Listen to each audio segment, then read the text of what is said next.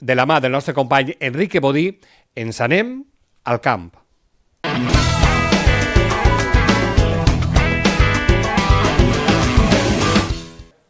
Continuem en el magazine i ho fem, com no, dedicant uns minuts a un dels principals sectors, en aquest cas el sector primari, perquè a l'altre costat de la línia en Skype tenim el que és el president de l'Associació Valenciana d'Agricultors, AVA, el senyor Cristóbal Aguado. Cristóbal, bona vesprada i gràcies per atendre a les càmeres de Telesafor. Moltes gràcies i un saludo.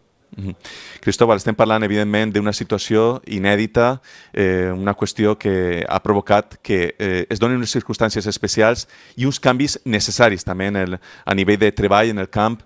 Com està seguint aquesta llavor que està emprenent-se, sobretot pel que coneixen per part d'AVA, en quant a protecció, tema de guants, mascarilles, es pot estar treballant en comoditat? Com està la cosa?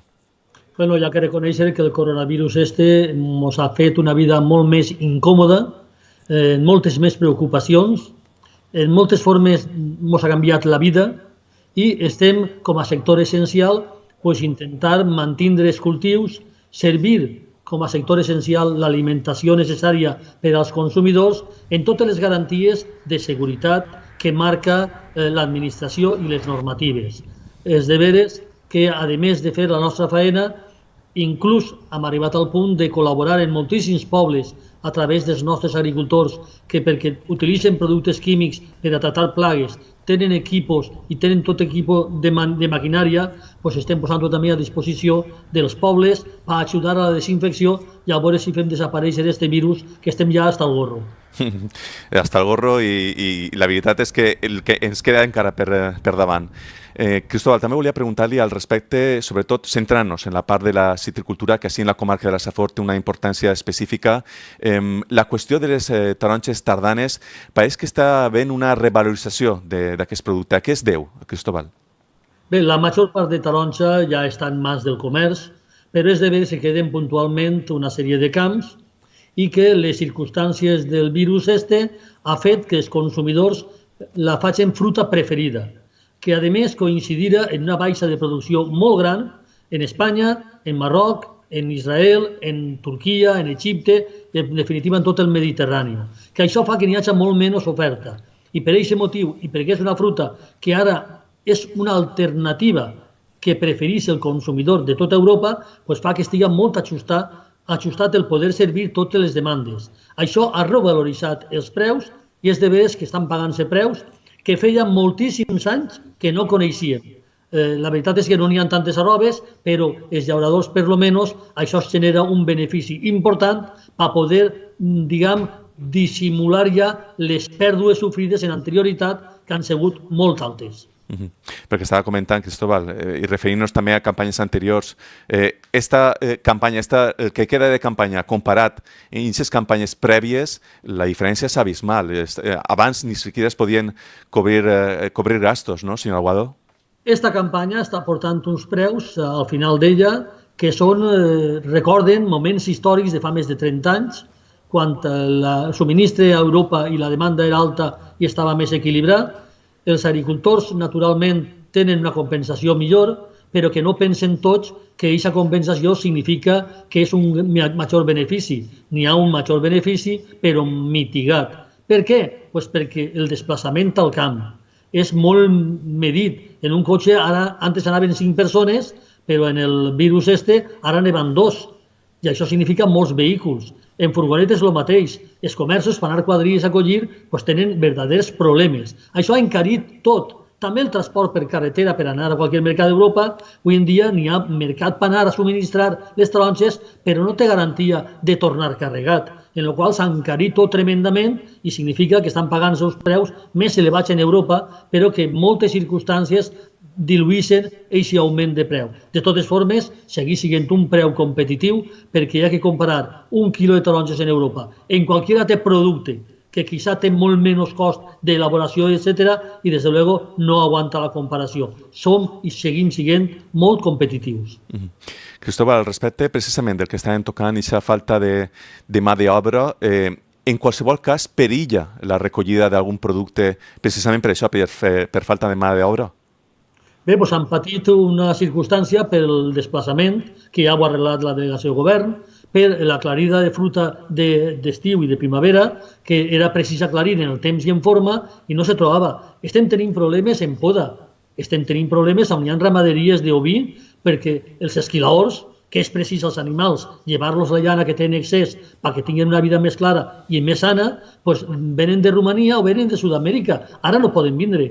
I enguany anem a tindre un problema sanitari i de patiment dels animals. Pareix una tonteria, però la Comunitat Valenciana té 600.000 ovelles per esquilar, que no és moco de pavo. T'ho dic com a exemple. Entonces, aquestes circumstàncies estan influint tremendament en els costs i els manteniments. I, com t'estava dient, podar encara queda moltíssim per podar. Alguns camps s'havien d'haver podat, altres poden esperar i anem a veure si podem salvar-ho. De totes formes, el decret del govern, que és una anomalia en la forma il·legal en qüestió normal, en aquest moment ho ha fet el govern, ho ha legalitzat, i tinc que dir una bona notícia. En aquesta bolsa que té la Comunitat Valenciana, que Asaja a nivell nacional ha generat un portal i que va fer-ho fàcil per a tots els treballadors que s'ofereixen en Espanya, en la Comunitat Valenciana, en aquest moment, ja n'hi ha 7.000 persones i pico apuntades per si algun empresari té necessitat de mà d'obra que pugui recurrir a aquest portal i a través d'ABA, que és Asaja, pues li donarem el servici necessari perquè pugui estar servit i que no es quede ninguna faena per fer. Senyora Aguado, al respecte també, precisament, el tema de la competència que altres anys des d'ABA han denunciat perquè suposa una competència desleal, per exemple, en el cas de la taronja sud-africana. En aquesta campanya estan detectant també anomalies en aquest sentit? Bueno, tenim clar que d'ací 2 mesos o 3 començarà a vindre alguna taronja de l'hemisferi sud molt primerenca.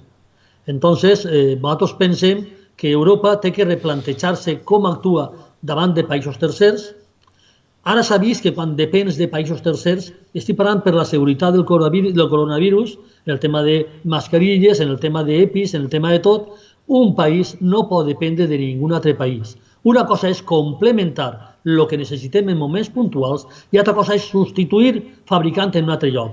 Doncs bueno, la taronja valenciana i espanyola i europea té que tindre el seu mercat en Europa perquè és el mercat de proximitat i el mercat més segur. I el que no podem és substituir aquest mercat perquè vinga de Sud-àfrica o d'Argentina o d'Uruguai. I això té que canviar la normativa. I quan s'acabi la taronja europea i espanyola i valenciana, doncs naturalment deu de vindre d'altres puestos perquè els consumidors no perguen l'hàbit de menjar taronges tot l'any, que avui és possible. I això és algo que tenen que arreglar els governs en normatives. El que no tindria lògic és que vinguera a setembre i de veres, quan comencem nosaltres la nova campanya, que no podrem alçar el vol perquè un altre està ocupant l'espai que és dels europeus. Senyora Aguado, també al respecte, així en la comarca de la Safor, igual que altres comarques, evidentment, està produint-se un important abandonament de l'activitat primària, com és sobretot el tema d'abandonament de terres de cultiu. En aquest sentit, des d'ABA han denunciat reiteradament aquest tipus de qüestions, però quina actuació es pot realitzar per part de l'administració per intentar mitigar, que no hi ha parar, però mitigar aquesta qüestió? La Comunitat Valenciana és la número 1 en Europa en abandonament de terres i en envelliment de població. La Comunitat Valenciana té que assumir el repte de la llei que ha fet el govern valencià, d'una llei d'estructures de modernització, que tenim que posar en marxa com una espècie de plan Marshall, que recupere terres, que rejuvenisca la gent, que doni incentius i, des de luego, acompanyat d'una política comunitària que garanteixi un preu just per als que treballen en la terra.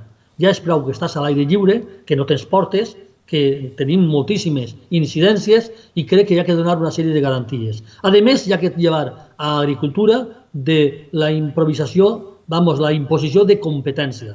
Crec que en el principi de la Unió Europea, quan es deia el mercat comú, l'agricultura no estava dominada per competència i, per tant, els llauradors, que són els dèbils, podien unir-se per intentar defendre un preu millor. En aquest moment és impossible. El govern ha fet una llei de cadena alimentària, però és totalment insuficient. El president francès Macron ha anunciat ja mesures determinades per a garantir un preu just.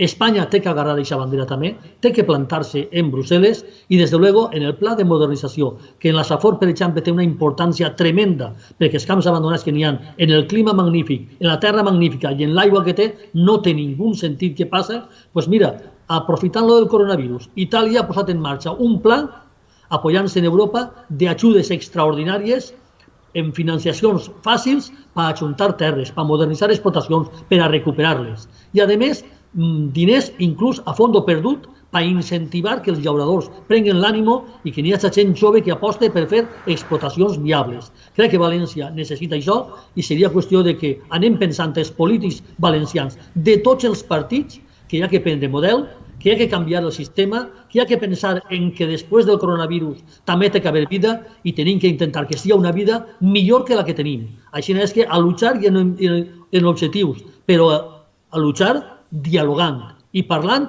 en els representants del sector que són els que saben on els apreta la sabata.